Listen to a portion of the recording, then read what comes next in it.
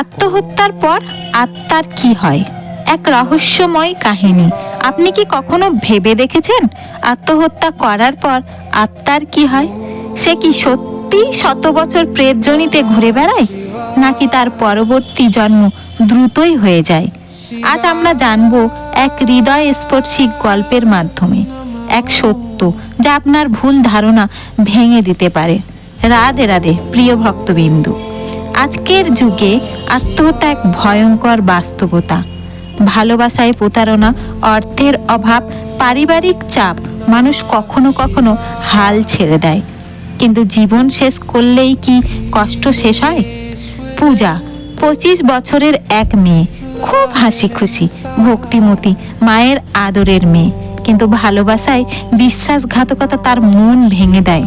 সমাজের কটু কথা, আত্মীয়দের চাপ সব মিলিয়ে সে ভীষণ একা হয়ে পড়ে। একদিন গভীর রাতে কান্না ভেজে চোখে সে এমন এক সিদ্ধান্ত নিল যা তার পরিবারকে সারা জীবনের জন্য ভেঙে দিল। পূজার আত্মা যখন শরীর ছাড়ল, সে বুঝতেই পারছিল না কি ঘটেছে, কিন্তু দেখল তার মা চিৎকার করে কাঁদছে, বাবা নির্বাক, ছোট ভাই ভেঙে পড়েছে। পূজা চিৎকার করে বলল, মা আমি এখানে আছি, আমাকে মাফ করে দাও। কিন্তু কেউ শুনতে পেল না। তার মনে ভয়, অনুশোচনা, আফসোস, আমি কেন এমন করলাম? শ্মশানে যখন তার দেহ দাহ করা হচ্ছিল, সে যেন অসহায়ভাবে তাকিয়েছিল, এখন আমি কোথায় যাব? পরিবার শোকে পাগল হয়ে এক তান্ত্রিকের কাছে গেল। তান্ত্রিক বলল, পূজার আত্মা প্রেত হয়ে ঘুরছে, মুক্তি দিতে 50,000 টাকা লাগবে। ভয়ে পরিবার টাকা দিল, কিন্তু সত্যিই কি আত্মার মুক্তি টাকা দিয়ে কেনা যায়? কিছু সময় পর পূজার আত্মা এক অপূর্ব আলোর জগতে পৌঁছালো। সেখানে কিছু দিব্য সত্তা তাকে বলল, তোমার যাত্রা তোমার কর্মের ওপর নির্ভর করে, কোনো তান্ত্রিক তোমার ভাগ্য বদলাতে পারে না। পূজাকে তার জীবনের প্রতিটি কাজ দেখানো হলো। মায়ের সেবা, দরিদ্রকে সাহায্য করা, এই সব ছিল তার শুভ কর্ম।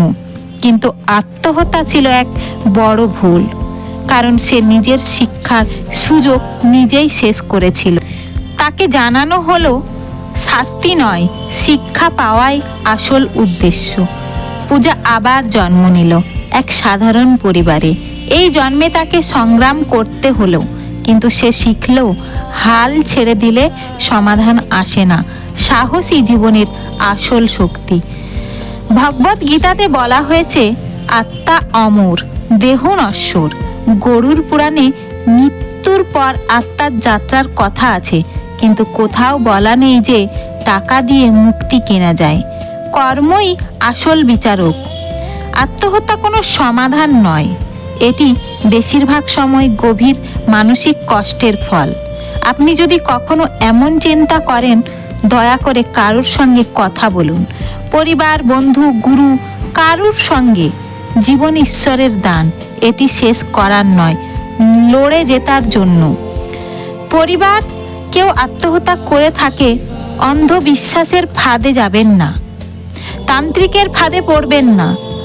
প্রার্থনা করুন তার জন্য, ভালো কামনা করুন, নিজের জীবনকে সৎকর্মে ভরিয়ে তুলুন।